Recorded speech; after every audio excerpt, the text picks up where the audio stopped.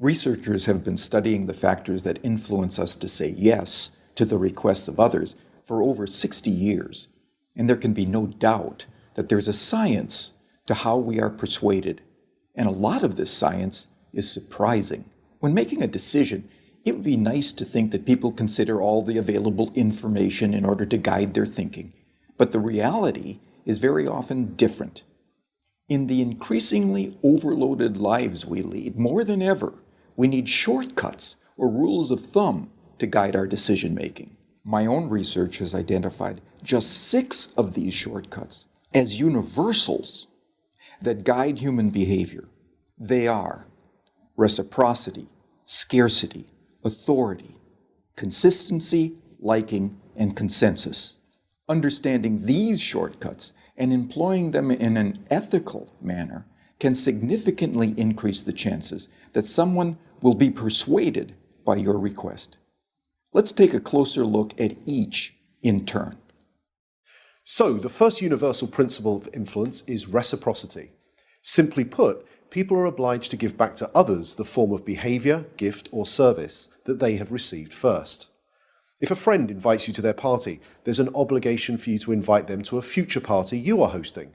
If a colleague does you a favor, then you owe that colleague a favor. And in the context of a social obligation, people are more likely to say yes to those that they owe.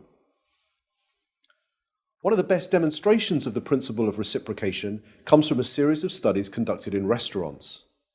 So the last time you visit a restaurant, there's a good chance that the waiter or waitress will have given you a gift. Probably at about the same time that they bring your bill. A liqueur perhaps, or a fortune cookie, or perhaps a simple mint. So here's the question. Does the giving of a mint have any influence over how much tip you're going to leave them? Most people will say no, but that mint can make a surprising difference.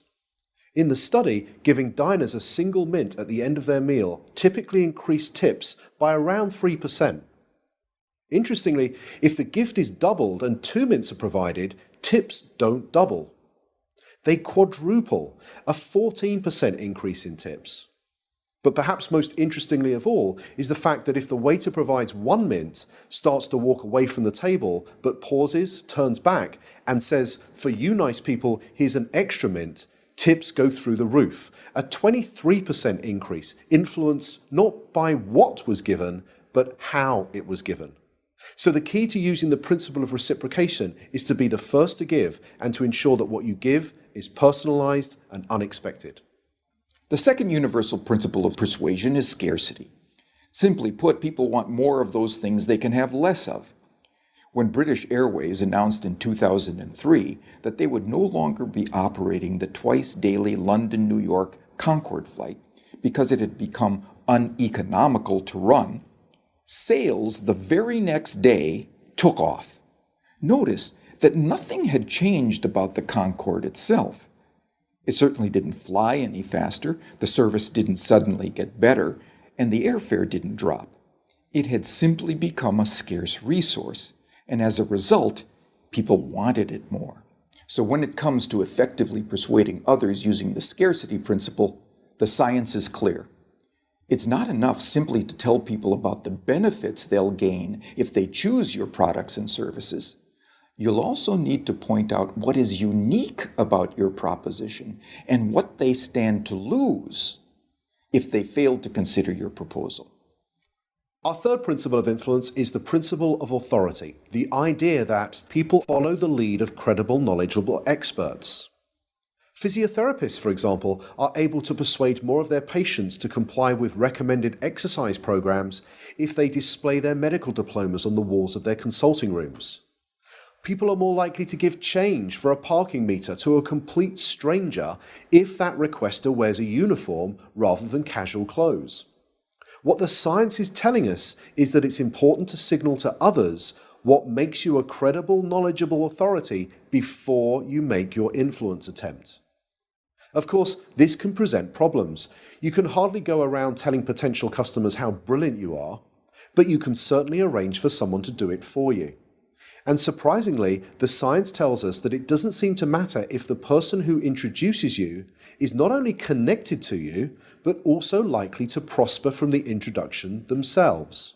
One group of real estate agents were able to increase both the number of property appraisals and the number of subsequent contracts that they wrote by arranging for reception staff who answered customer inquiries to first mention their colleagues' credentials and expertise. So, customers interested in letting a property were told, "Lettings? Let me connect you with Sandra, who has over 15 years' experience letting properties in this area." Customers who wanted more information about selling properties were told, "Speak to Peter, our head of sales. He has over 20 years' experience selling properties. I'll put you through now." The impact of this expert introduction led to a 20% rise in the number of appointments and a 15% increase in the number of signed contracts. Not bad for a small change informed from persuasion science that was both ethical and costless to implement. The next principle is consistency. People like to be consistent with the things they have previously said or done. Consistency is activated by looking for and asking for small initial commitments that can be made. In one famous set of studies, researchers found, rather unsurprisingly, that very few people would be willing to erect an unsightly wooden board on their front lawn to support a Drive Safely campaign in their neighborhood. However, in a similar neighborhood close by, 4 times as many homeowners indicated that they would be willing to erect this unsightly billboard. Why? Because 10 days previously, they had agreed to place a small postcard in the front window of their home that signaled their support for a Drive Safely campaign. That small card was the initial commitment that led to a 400% increase in a much bigger but still consistent change. So, when seeking to influence using the consistency principle, the detective of influence looks for voluntary, active, and public commitments, and ideally gets those commitments in writing.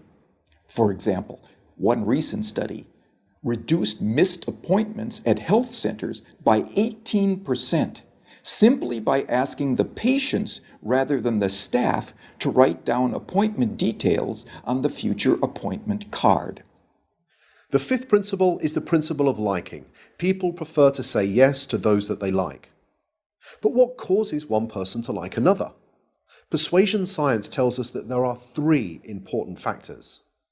We like people who are similar to us, we like people who pay us compliments, and we like people who cooperate with us towards mutual goals. As more and more of the interactions that we are having take place online, it might be worth asking whether these factors can be employed effectively in, let's say, online negotiations. In a series of negotiation studies carried out between MBA students at 2 well-known business schools, some groups were told, "Time is money, get straight down to business." In this group, around 55% were able to come to an agreement. A second group, however, were told, "Before you begin negotiating, exchange some personal information with each other.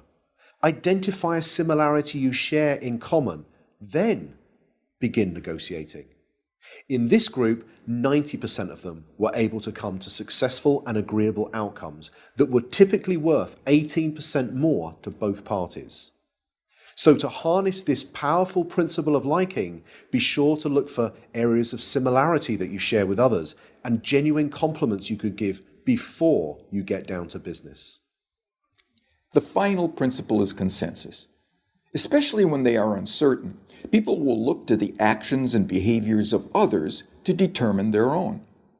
You may have noticed that hotels often place a small card in bathrooms that attempt to persuade guests to reuse their towels and linen. Most do this by drawing a guest's attention to the benefits that reuse can have on environmental protection. It turns out that this is a pretty effective strategy, leading to around 35% compliance. But could there be an even more effective way? Well, it turns out that about 75% of people who check into a hotel for 4 nights or longer will reuse their towels at some point during their stay. So what would happen if we took a lesson from the principle of consensus and simply included that information on the cards and said that 75% of our guests reuse their towels at some time during their stay, so please do so as well. It turns out that when we do this, towel reuse rises by 26%. Now imagine the next time you stay in a hotel, you saw one of these signs. You picked it up and you read the following message. 75% of people who have stayed in this room have reused their towel. What would you think? Well, here's what you might think. I hope they're not the same towels. And like most people, you'd probably think that this sign will have no influence on your behavior whatsoever. But it turns out that changing just a few words on a sign to honestly point out what comparable previous guests have done was the single most effective message, leading to a 33% increase in reuse. So, the science is telling us that rather than relying on our own ability to persuade others, we can point to what many others are already doing, especially many similar others. So there we have it, 6 scientifically validated principles of persuasion that provide for small, practical, often costless changes that can lead to big differences in your ability to influence and persuade others in an entirely ethical way. They are the secrets from the science of persuasion.